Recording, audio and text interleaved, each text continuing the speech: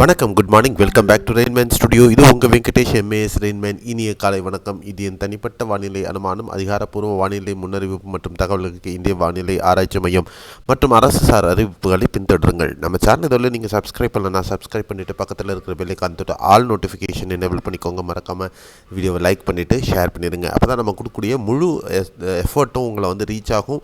அப்போ தான் உண்மை தகவல்கள் மற்றும் நீங்களும் வானிலையை கற்றுக்கொள்வதற்கும் மிகவும் உறுதுணையாக இருக்கும். ஸோ இன்றைய வானிலை அனுமானம் 9 டிசம்பர் 2025. இந்த படம் கிளியர் கட்டாக ஒரு விஷயத்தை உங்களுக்கு உணர்த்துக்குது. மத்திய இந்திய பகுதிகளில் பாகிஸ்தானை ஒட்டிய பகுதிகளிலிருந்து இந்திய பகுதிகள் வரையும் ஒரு உயர் அழுத்தம் நகர்ந்து வருகிறது. அதன் காரணமாக உலர்ந்த காற்று, அதாவது ட்ரை விண்ட்ஸ், மத்திய இந்திய பகுதிகள் கான்டினென்டல் ட்ரை ஏர்னு ஆங்கிலத்தில் சொல்லக்கூடிய அந்த வறண்ட காற்றானது தமிழகத்தில் வட தமிழகம் முழுவதுமாக ஆக்கிரமித்திருக்கிறது.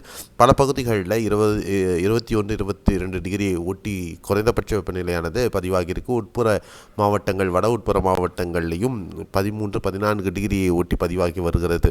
அது மாதிரியான ஒரு நிலை வட தமிழகத்தில் தொடர்ந்து நீடிப்பதற்கு வாய்ப்புகள். அதே நேரத்தில் கிழக்கு திசை காற்று, அந்த வீக் ட்ராஃப்னு நம்ம மத்திய வங்கக்கடல் பகுதிகளில் இலங்கை தென்கிழக்காக நம்ம பார்த்தோம். அது மேலும் நகர்ந்து இலங்கை மற்றும் பூமத்திய ரேகை ஒட்டிய பகுதிகளில் நிலவுகிட்டு இருக்கு. அதே நேரத்தில் ஐடிசிஇசட் இன்ட்ரா டிராபிக்கல் கன்வர்ஜென்ஸ் ஜோன், அதாவது வெப்ப குவிதல் பகுதியானது கீழே நிலநடுக்கோட்டு பகுதியை ஒட்டியே நிலவுகிறது. அது ஒரு வளிமண்டல மேலடுக்கு சுழற்சி இந்தோனேஷியா பகுதிகளில் நிலவுகிறது. இந்த ட்ராஃப், அந்த சுழற்சியை ஒட்டி அந்த இன்ட்ரா டிராபிக்கல் கன்வர்ஜென்ஸ் பகுதி தொடர்ந்து நிலவுகிறது. அதே நேரத்தில் கிழக்கு திசை காற்று இந்த சலனங்கள் கீழே நிலநடுக்கோட்டு போட்டி ஒட்டுக்கிறதுனால டெல்டா மற்றும் தென் தமிழகத்துக்கு மழைக்கான வாய்ப்புகள் இன்றும் நாளையும் இருக்கிறது.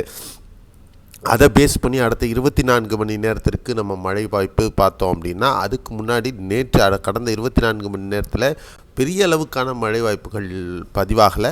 ஒரு சில பகுதிகளில் மட்டும் ஒரு 2 மதுரையில் ஒரு இடத்துலையும் டெல்டாவில் ஒரு இடத்துலையும் மட்டும் ஒரு 2 மில்லிமீட்டர் 3 மில்லிமீட்டர் மழை தான் அதிகபட்சமாக பதிவாக இருந்தது. ஸோ இன்று பார்த்திங்கன்னா அடுத்த 24 மணி நேரத்தில் இன்று காலை 8:30 நாளை காலை 8:30 மணி வரையிலையும் இடுக்கி மாவட்டத்தில் மிதமானது முதல் கனமழை பரவலாக இருக்கிறதுக்கு வாய்ப்பு. திருவனந்தபுரம், கொல்லம், பத்தனம்திட்டா, கோட்டயம், அல்லப்பி, எர்ணாகுளம், திருச்சூர் மாவட்டத்தில் லேசான மழை ஒரு சில பகுதிகளில், மற்ற பகுதிகளில் வறண்ட வானிலை நிலவுவதற்கான வாய்ப்புகள் அதிகம் இருக்கும். அதே நேரத்தில் தமிழகத்தில் எடுத்தவரையிலும் பார்த்திங்கன்னா கடலூர் மாவட்டத்தின் கடலோர பகுதிகள் மற்றும் மயிலாடுதுறை, நாகை, காரைக்கால், திருவாரூர் மற்றும் தஞ்சையின் கடலோர பகுதிகள், புதுக்கோட்டையின் கடலோர பகுதிகள், சிவகங்கை, ராமநாதபுரம், ராமேஸ்வரம், தூத்துக்குடி, திருநெல்வேலி மற்றும் தேனி மாவட்டத்தில் மிதமானது முதல் கனமழை ஒரு சில பகுதிகளில் பதிவாகும்.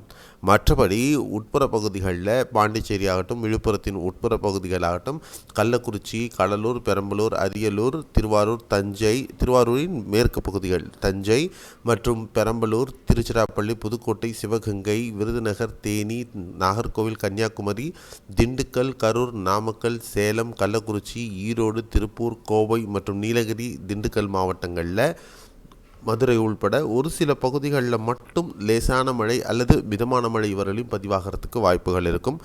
மற்றபடி வட தமிழகத்தில் ஒரு வறண்ட வானிலை நிலவே வாய்ப்பு. சென்னையில் ஒரு சில பகுதிகளில் அதிர்ஷ்டம் இருப்பின் லேசான மழைக்கு வாய்ப்புகள் கிடைக்கலாம்.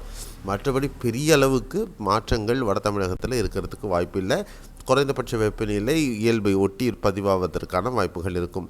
மற்றபடி மத்திய தமிழகம், தென் தமிழகத்தில் தான் இன்றைக்கும் நாளைக்கும் மழைக்கான வாய்ப்புகள் இருக்கும் என்று எதிர்பார்க்கலாம்.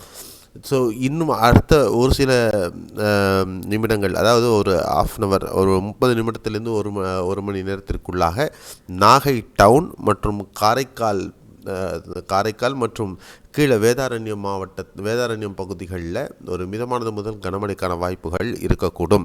ஸோ இதுதான் இன்றைய வானிலை அமைப்பினுடைய அமைப்பு இப்படி இருக்குது.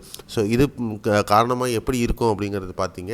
இன்று நாளை மறுநாள் டெல்டா மற்றும் தென் தமிழகத்தில் பதிவாகக்கூடிய இந்த மழை அடுத்து மீண்டும் ஒரு பிரேக் வரும். இந்த பிரேக்குக்கு அப்புறம் 14, 15, 16, 17, 18 இந்த 4 நாட்கள் அடுத்த சுற்று கிழக்கு திசை காற்று ஒரு சலனம் சார்ந்து வருவதற்கு வாய்ப்புகள் இருக்கும்.